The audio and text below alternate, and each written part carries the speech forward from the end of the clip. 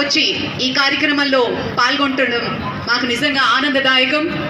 మరికొద్ది క్షణాల్లో మన గౌరవనీయులు ముఖ్యమంత్రి వర్యులు శ్రీ రేవంత్ రెడ్డి గారు, అలాగే ఆనరబుల్ గవర్నర్ శ్రీ రాధాకృష్ణన్ గారు, అలాగే డెప్యూటీ సీఎం గారు, స్పీకర్ గారు, ఇతర అతిథులు కార్యక్రమంలో పాల్గొనబోతున్నారు.